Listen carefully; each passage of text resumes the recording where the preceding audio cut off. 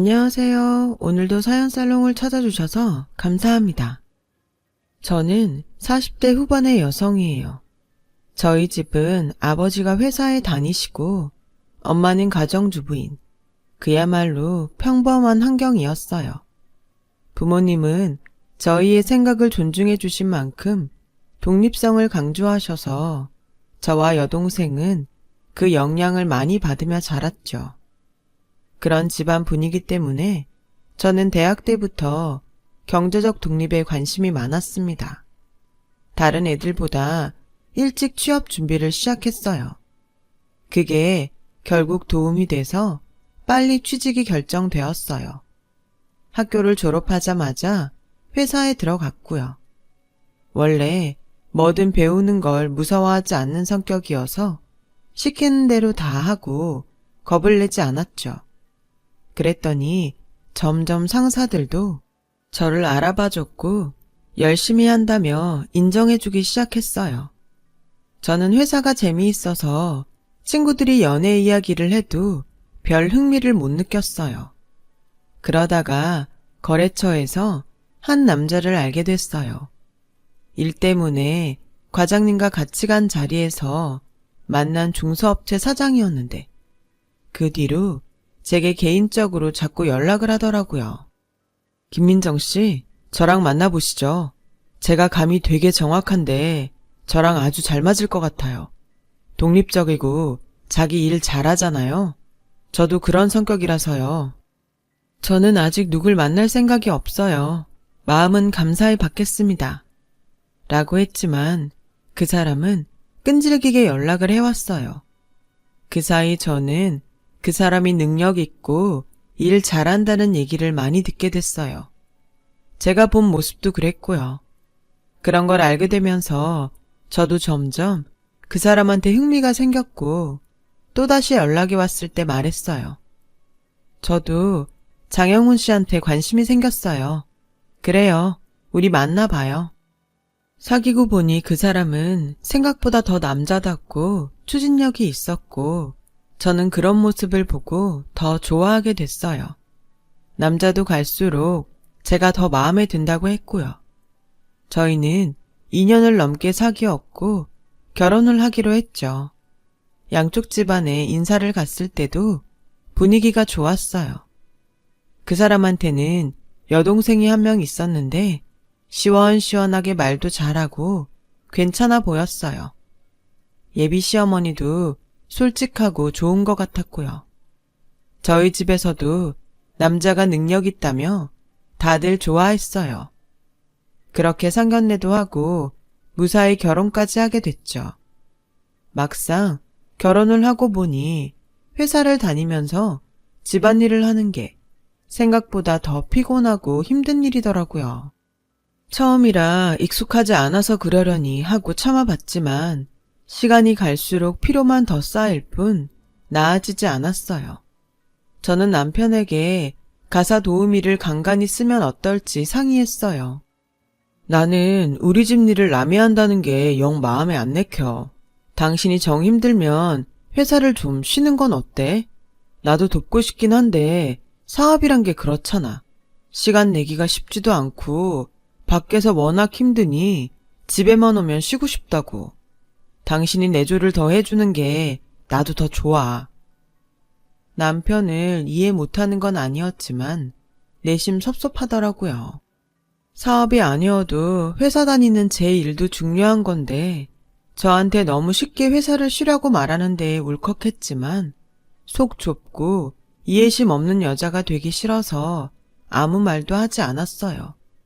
또 신혼부터 잔소리나 하는 와이프라는 소리도 듣기 싫었고요. 하지만 다른 사람 도움 없이 회사 일도 집안일도 잘 해낸다는 건 저한테는 너무 어려운 일이었어요. 가끔 친정 엄마가 와서 도와주시긴 했지만 시어머니는 가만히 보고만 있는데 친정 엄마만 일을 하는 것 같아 제가 더는 오지 말라고 말렸어요. 결국 고민 끝에 제가 회사를 쉬기로 했어요. 말이 쉬는 거지 그만두는 거였죠. 나중에 다시 취직을 할 수 있을지 없을지 몰라서 불안했지만 그때는 정말 어쩔 수 없는 선택이었어요. 회사를 그만두고 집에 있게 되자 시어머니가 그렇게 좋아하더군요. 잘 생각했어. 여자가 나가서 벌면 뭘 얼마나 번다고 고생을 사서 하니? 그리고 우리 영훈이 돈 잘 버는데 네가 일 다닌다니까 내가 친구들한테 말하기 괜히 창피하더라. 아들 벌이가 시원찮아서 며느리가 나가서 버는 것처럼 생각하는 것 같았거든. 어쨌든 잘 됐다. 앞으로 영훈이 내조에나 바짝 신경 써라. 어머니, 일하는 게 돈이 없어서만은 아니잖아요. 저한테는 제 일이 보람이고 기쁨이었어요. 지금이야 여건이 안 되니까 못 다니지만 나중에라도 기회가 되면 저는 꼭 다시 제 일을 갖고 싶어요. 집안일이 네 일이지? 무슨 바깥일까지 하겠다고 그래. 네가 욕심이 많은 건 알겠는데 사장 부인이면 부인답게 채통이란 것도 지킬 줄 알아야지. 라는데 저와 가치관이 너무 다른 게 느껴져서 답답하기만 했어요. 그 뒤로 시어머니는 저를 보는 눈빛이 좀 싸늘했고 시누이까지 저한테 좀 쌀쌀맞아진 게 느껴졌어요. 그저 기분 탓이려니 하고 넘어갔지만 찝찝하긴 했죠. 그런데 집에서 살림만 하면서 보니 그동안 남편이 생활비를 넉넉하게 주지 않았더라고요. 회사를 다닐 때는 제 돈으로 쓰던 게 많아서 잘 몰랐던 거였어요. 남편은 생활비 적게 주는 걸 대수롭지 않게 생각했어요. 살림하는데 돈이 그렇게나 들어가? 당신이 돈을 헤프게 쓰는 거 아니야? 우리 집 생활이 그 정도 수준은 아닌데? 무슨 소리야. 당신 취향 맞추는 것만도 얼마나 까다로운데 당신이 좋아하는 음식 그냥 시장 나가면 살 수 있는 줄 알아? 그동안은 내가 벌었으니까 괜찮았지만 이젠 당신이 더 줘야 돼. 남편은 떨떠름한 표정으로 알았다고 했지만 썩 내켜하는 것 같지 않았어요. 저는 우리 집 먹고 사는 건데 왜 저렇게 구두쇠처럼 구는지 이해가 안 됐죠. 그런데 더 화가 나는 건 남편이 시댁 식구들한테 퍼주는 돈이었어요. 신우가 용돈 좀 달라고 하면 바로 계좌로 입금하고 가방 사달라고 하면 사주고 구두 사달라고 하면 사주고 그러는 게 아주 생활이더라고요. 게다가 신우도 그렇고 시어머니도 그렇고 뭐 하나를 걸쳐도 평범한 걸 하는 법 없이 죄다 명품만 찾아댔어요. 한두 푼도 아닌 걸 해달라는 대로 다 해주면서 생활비는 아까워한다는 게 정말 화가 났어요. 당신 이제 결혼했어. 나하고 식구라고. 전에는 어떨지 몰라도 생활비로 쓸 돈은 아깝다고 하면서 아가씨는 어머니한테 전처럼 계속 용돈 주고 명품 사주는 건 너무 이상해. 아예 드리지 말라는 거 아니야. 자식이나 오빠로서 할 도리는 해야지. 근데 이제는 나하고 상의를 해야지. 당신 마음대로 하면 어떡해. 이 돈 네가 벌었어? 다 내가 뼈 빠지게 일해서 번 돈이야. 내 돈 내가 쓰는데 그걸 왜 당신하고 의논해? 말이 된다고 생각해? 당신은 내가 당신한테 짜게 군다고 생각하나 본데 우리 결혼 전에 돈 다 누가 썼는데 내가 썼잖아. 그만큼 받았으면 됐지. 왜 우리 가족 쓰는 것까지 뭐라 그래. 당신이 이것밖에 안 되는 사람이었다니. 진짜 실망이다. 뭐? 실망? 이것밖에 안 돼?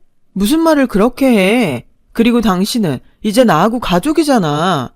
결혼 전에 당신 돈 썼다는 것도 그래. 그럼 그 돈 쓴 거 생각하고 내가 생활비 그렇게 많이 되는 거 알면서도 가만히 있었고 지금도 돈 주기 아깝다는 거야? 뭐야?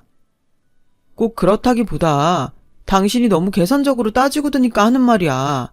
나 사업 일으키는데 집에서 많이 도와줬다고. 그럼 우리 집에서도 이제 나한테 받고 싶을 거 아니야. 그런 걸 이해 못하니까 하는 소리야. 아예 하지 말란 말이 아니라니까 그러네. 그렇게 제자리에 뱅뱅 도는 말싸움이 계속되었어요. 남편은 제가 뭐라고 하거나 말거나 상관하지 않고 시댁에 자기 하고 싶은 대로 다 하더군요.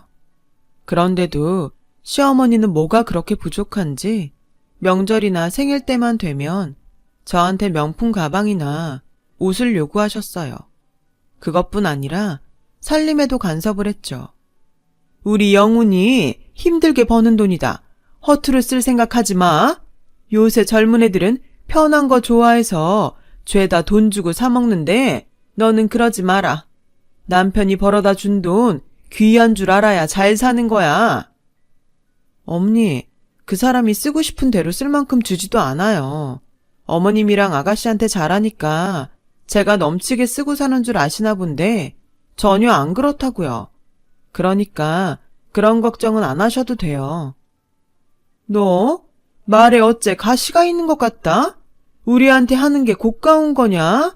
아니면 네가 원하는 만큼 안 준다고 삐진 거야? 그렇게 돈이 모자라면 네가 다시 나가서 벌지 그러니? 하긴 요새 누가 집안일 하던 사람 받아준다니? 라며 빈정거리는데 정말 화가 머리 끝까지 치솟았어요. 제가 왜 회사를 그만뒀는데요. 집에서만 있기를 바라면 그렇게 할 수 있는 환경이 돼야죠. 저도 나가서 다시 벌 수만 있으면 당장 그렇게 하고 싶네요. 얘가 아주 눈에 뵈는 게 없나 보네. 시어머니한테 무슨 말버릇이야? 나 참 기가 막혀서? 라고 했고 남편도 그 말을 듣고 저한테 뭐라고 하더군요. 남편보다 더 기가 막힌 건 시누이였어요. 새언니는 인간이 덜 됐나 봐요. 시댁이 어떻게 그렇게 해요? 감히 시어머니한테 말대답이라니? 지금 시대가 좋아져서 그렇지 폐륜이라고 쫓겨나도 할 말 없는 거예요. 아가씨도 여자고 결혼할 건데 말을 그렇게 함부로 하는 거 아니죠. 어떤 시댁을 만날 줄 알고 그래요? 어머, 지금 나 결혼 잘못하라고 아주 대놓고 저주하네? 진짜 웃긴다. 내가 사람을 완전 잘못 봤네.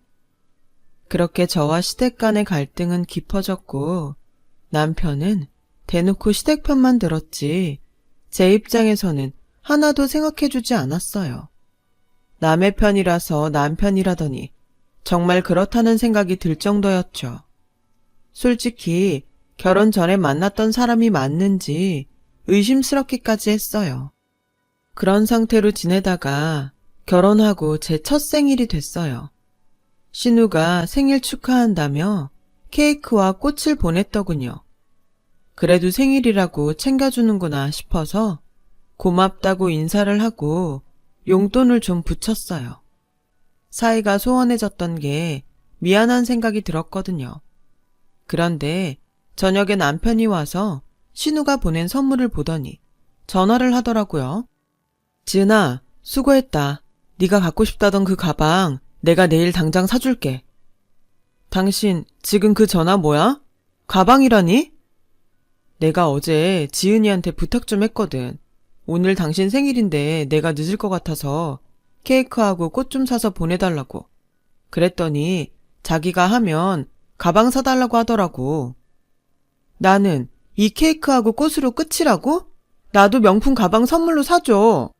솔직히 당신이 언제 나 명품 하나 사줘 본 적 있어? 당신은 이제 집에 있는 사람인데 그런 게 뭐가 필요해? 생일이라고 챙겨준 성의는 모르고 가방을 사달라고? 진짜 당신도 너무한다는 생각 안 들어? 저와 남편은 또다시 싸우고 말았어요. 기분 좋아야 할 생일을 망쳐버렸는데 남편은 친구랑 만나서 술이나 한잔한다고 아예 나가버리더라고요. 혼자 집에 남은 저는 서러워서 얼마나 울었는지 몰라요. 그리고 얼마 후에 친정 엄마가 수술을 받게 됐어요. 평소 좋지 않았던 허리 디스크가 너무 악화돼서 디스크 조각을 제거해야 된다고 하더라고요.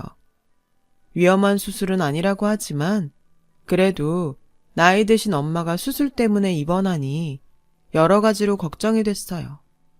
수술을 시작해서 나올 때까지 저는 계속 떨리는 마음으로 기다렸어요. 근데 남편은 전화 한 통을 하지 않더라고요. 엄마가 입원을 하고 하루가 지나서야 퇴근길에 잠깐 들렀는데요. 병원 근처 과일가게에서 교란봉지 사온 게 다였어요. 갑자기 시어머니가 감기 걸렸을 때 남편이 백화점에서 꿀을 샀던 게 생각났어요. 겨우 교란봉지 내밀면서 할 일 다 했다는 듯이 그렇게 구는 남편을 보면서 얼마나 화가 났는지 몰라요. 저는 당장에 귤봉지를 남편 얼굴에 집어 던지고 싶은 걸 참으며 집에 간다는 남편을 따라 병원을 나왔어요. 당신은 우리 집이 우스워? 수술받고 입원하신 엄마한테 겨우 귤 한 봉지가 뭐야? 당신 어머니한테는 감기만 걸려도 백화점에서 최고급 꿀 사서 들고 가는 사람이잖아. 또 시작이네. 진짜 피곤하다. 그럼 네가 벌어서 사주던가. 그렇게 내 돈으로 생색을 내고 싶어? 아, 그래? 생색? 알았어. 앞으로는 나도 당신 집에 생색 안 낼 테니까 그렇게 알아. 저는 그 이후 시댁 식구 생일도 명절도 챙기지 않았고 몇 달 지나자 시어머니와 신우가 찾아와서 저한테 못됐다고 난리를 쳤어요. 그 사람하고 얘기 다 한 거예요. 저는 친정 챙기고요. 그 사람은 시댁 챙기고요. 각자 자기 집은 자기가 알아서 하자고요. 진짜? 뭐 이런 게 다 있어? 지은아, 영훈이한테 전화해. 당장 이혼하라고 해. 시어머니와 신우는 저에게 삿대질을 하며 막말을 해대더라고요. 얼마 후 저와 남편은 이혼을 하게 되고 말았어요. 신우는 그 와중에도 저희 집에 와서 값나가는 물건을 죄다 빼가더라고요. 언니가 번 돈으로 산 것도 아니잖아요. 이게 다 오빠 돈인데 하나라도 빼돌릴 생각하지 말아요. 라더니 시어머니까지 합세해서 결혼할 때 받은 반지 귀걸이까지 싹 걷어가더라고요. 저도 치사해서 가져갈 생각은 전혀 없었지만 시댁 식구들 행동은 너무 기가 막히고 말이 안 나왔어요. 이혼을 하고 저는 일자리를 찾아 나섰어요. 하지만 취직은 생각보다 쉽지 않았어요. 저는 결국 자존심을 접고 작은 회계 사무실에 격리로 들어가서 일을 했어요. 온갖 잡무에 시달렸지만 그래도 다른 일자리를 알아볼 엄두가 나지 않아 묵묵히 참으며 열심히 했죠. 그러다가 어느 날 전에 일했던 회사 선배를 만나게 됐어요. 선배는 퇴사하고 화장품 회사를 세운다며 저에게 같이 하자고 했어요. 민정씨 일 잘하는 거야. 내가 잘 알지. 나 좀 도와주면 진짜 고마울 것 같아. 저야말로 이렇게 일하자고 말씀해 주셔서 너무 감사하죠. 열심히 해서 선배한테 보탬이 되도록 할게요. 저는 선배 회사에 들어가서 정말 열심히 일했어요. 힘들고 고단했던 결혼 생활을 잊으려고 일에 더 몰두했던 것 같아요. 다행히 노력한 만큼 성과가 나와주었고 시장에서 조금씩 자리를 잡기 시작했어요. 매출이 늘어나고 직원도 더 뽑게 되니 마음이 뿌듯하더라고요. 제가 추진한 마케팅이 효과를 톡톡히 봐서 인터넷 카페에서 저희 회사 제품이 입소문이 났습니다. 점점 더 저희 물건을 알아봐주는 사람들이 늘어났어요. 어느 정도 인지도가 생기고 나서 저희 회사는 여성 의류도 만들기 시작했어요. 뜻밖의 저희 옷이 해외에서 먼저 인기를 끌기 시작했죠. 그걸 계기로 국내에서도 매출이 점점 늘어났고요. 그렇게 되기까지 10여 년의 세월이 걸렸네요. 정말 일만 죽어라 열심히 했던 시간이었지만 그 시간이 전혀 아깝지 않았어요. 선배는 저한테 이사직을 제안했어요. 우리 회사도 사내 이사가 더 필요하게 된 시점인 것 같아. 그동안 제일 애쓴 김 팀장이 맡아주면 좋겠어.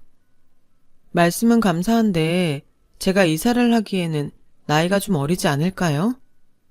팀장이라는 제 직함도 감지덕지라고 생각하고 있었거든요. 무슨 소리야. 우리 회사에 초창기부터 들어와서 고생 다 했는데 김 팀장, 아니 민정씨 충분히 자격 있어. 그 무렵 저희 회사는 의류 생산에 필요한 공장을 인수할 준비를 하고 있었어요.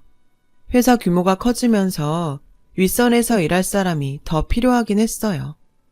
저는 선배의 제안을 받아들였고 전보다 더 열심히 일했죠. 그러는 중에 인수할 부품 공장 리스트가 추려져서 4개로 압축이 됐어요. 저와 선배는 각자 공장을 가보고 어떤 상태인지 보기로 했죠. 추려져서 올라온 공장 목록들을 보다가 깜짝 놀랐어요. 공장 중 한 곳의 대표에 전 남편 이름이 있더라고요. 회사 이름이 전하고 달라서 전혀 생각 못하고 있었는데 그렇게 보게 되니 너무 당황스러웠어요. 혹시 동명이인인가 하고 확인해 봤더니 전 남편 회사가 맞더군요.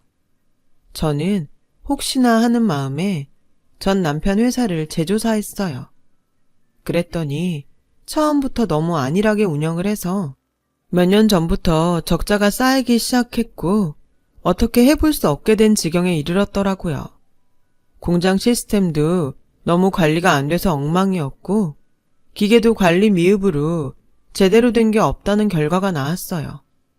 저는 그 내용을 토대로 전 남편의 공장은 방문 목록에서 빼기로 했어요. 선배도 그게 좋겠다고 했고요. 그렇게 일을 진행하며 바쁘게 시간을 보내고 있는데 어느 날 회사 앞에서 누가 저를 부르더군요. 전 남편이었어요. 그 사람은 저를 보자마자 손부터 덥석 잡더라고요. 이게 얼마만이야. 이렇게 다시 보니 반갑네. 얘기 들었어. 이 회사 이사라며? 내가 부탁이 있어서 왔어. 그러길래 저는 손을 뿌리쳤어요. 부탁이요? 저랑 부탁 같은 거 할 사이 아니잖아요? 뭘 또 그렇게 얘기해, 사람 섭섭하게. 여기서 이럴 게 아니라 어디 들어가서 천천히 얘기하자. 들어가긴 어딜 들어가. 무슨 수작이야.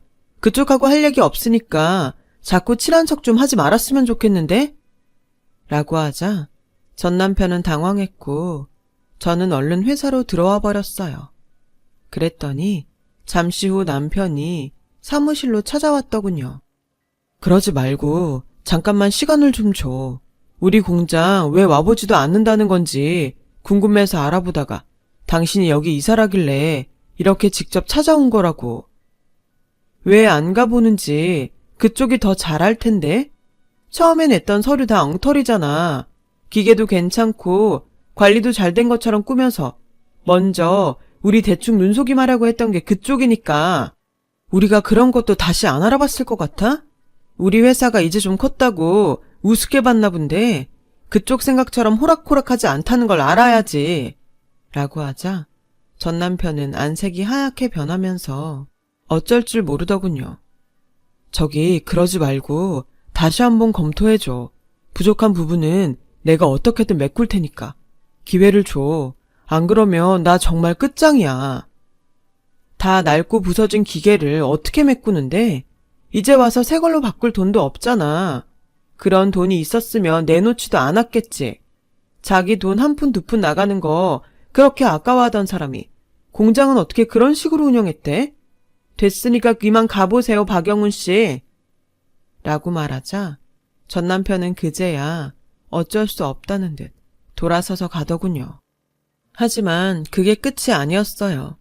다음에는 신우와 시어머니가 차례대로 절 기다리고 있더군요. 신우는 다른 공장 방문을 하려고 나가는 저를 다짜고짜 붙잡고 울고불고 난리를 쳤어요. 새언니, 예전에 오빠랑 사이 나빠져서 이혼했다고 이러는 거 다 알아요. 어떻게 사람이 그래요? 그래도 한때 같이 살던 사람이잖아요. 새언니, 원래 이렇게 매정한 사람 아니었잖아. 사람이 돈 좀 벌더니 변해도 너무 변했네요. 이봐요. 이혼한다고 대기 오빠 돈으로 산 거라면서 집에 와서 물건 다 빼가던 사람이 할 소리는 아니죠. 매정하다고? 난 철저하게 조사하고 그걸 가지고 결정한 일이니까 그렇게 알라고. 자꾸 이런 식으로 사람 괴롭히면 경찰 부를 거야? 라며 겨우 뿌리쳤는데 시어머니는 어떻게 알고 집 앞까지 왔더라고요. 네가 예전 일로 꽁에 있는 것 같은데 그땐 그럴만 했잖니. 너도 이제 일하고 있으니 잘 알 거 아니야. 수고해서 돈 버는 게 얼마나 힘들어. 그렇게 번 돈 조금만 아껴 쓰자고 했던 건데 너무 담아두지 마라. 우리 영훈이 한 번만 도와줘. 그게 너한테도 좋지 않겠어? 부실한 공장 비싼 돈 주고 인수하는 게 저한테 뭐가 좋을 게 있어요? 이보세요. 저도 그때 벌만큼 벌던 회사 댁들 때문에 그만두고 다시 여기까지 오기 얼마나 힘들었는데요. 당신이 그랬지? 수고해서 번 돈 아깝다고. 그럼 우리 회사 돈은 무슨 쉽게 번 돈인 줄 알아? 사람들이 염치가 있어야지.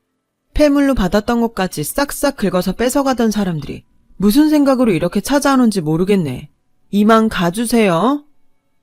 알고 보니 전 남편은 동생이 결혼한 남자와 동업을 하게 됐더라고요. 그러면서 회사 이름도 바꿨는데 그 남자가 여기저기 헤프게 돈 뿌리며 투자자랍시고 사람들 모아서 놀러 다니고 공장은 돌보지 않고 그렇게 술 마시러 돌아다녔다고 해요. 그러다가 회사는 점점 재정 상태가 나빠지고 망하기 직전까지 갔다더라고요. 결국 전 남편 공장은 완전히 부도가 났고 여동생 남편은 미리 자기 돈을 챙겨놨다가 혼자 잠적했다고요. 전 남편 가족은 여기저기 뿔뿔이 흩어졌다더군요. 재혼했던 여자하고도 헤어졌고요. 그 이후로는 들은 소식이 없네요. 저는 일하느라 재혼도 하지 않고 혼자 살았지만 충실하게 제 인생을 채웠다고 생각하기 때문에 아무런 후회도 하지 않고 있어요. 그리고 얼마 전에 좋은 남자친구도 생겼고요. 결혼까지도 생각하고 있답니다. 저를 가족으로 받아들이지도 못하면서 그럴 준비도 안 되어 있으면서 가족한 그 사람의 모습이 믿기만 했었는데 예전 일을 털어놓으니 속이 좀 후련하네요. 훌훌 털고 제 인생 더 열심히 살아보렵니다. 긴 이야기 들어주신 분들 모두 감사하고요. 다들 건강하시고 좋은 일만 있었으면 좋겠어요. 모두 행복하세요. 여러분, 사연 댓글에 응원과 현명한 조언 부탁드려요. 좋아요와 구독은 저에게 큰 힘이 됩니다. 오늘도 좋은 일 가득하세요.